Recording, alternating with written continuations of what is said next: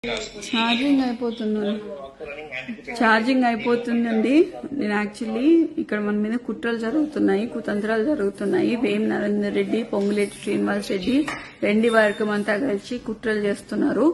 దీంట్లో కడియం శ్రీహరి భాగస్వాములు, అందరూ వరంగల్ వాళ్ళందరూ భాగస్వాములు అండి. బసవరాజ్ సారయ్య, గుండు సుధారాణి వీళ్ళందరూ భాగస్వాములు. మీరు ఎటువంటి సంకోచం పెట్టుకోకండి.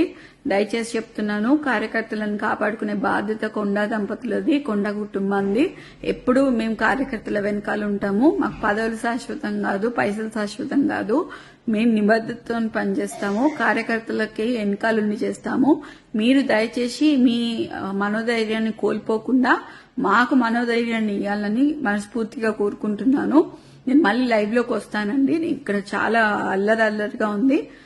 చుట్టూ మొత్తం పోలీసుల ప్రహారీలో నేను ఉన్నాను.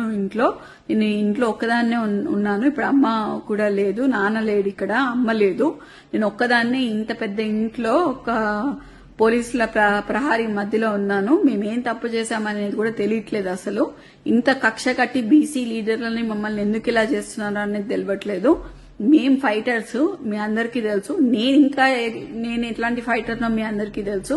నేను ఈ సిచ్యువేషన్ ని డెఫినెట్లీ ఫైట్ చేస్తా. ఎందుకంటే చిన్నప్పటి నుంచి నేను ఫైట్ చేసి ఉన్నా. ఇవాళ కూడా నేను ఇంట్లోనే ఫైట్ చేస్తా.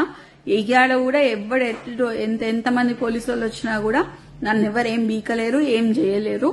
నేను ఇక్కడనే ఉంటా. ఎవరైనా నన్ను తీసుకపోతే మాత్రం మీరు దయచేసి దాన్ని ఖండించాలని, తీవ్రంగా ఖండించాలని నేను కోరుకుంటున్నా. తప్పితే ఇంకా అట్లాంటిది ఏం లేదు.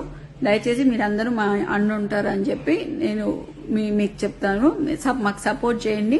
మీకు మీ అండదండలో మీకు కంపల్సరీగా తోడుంటామండి. Thank you.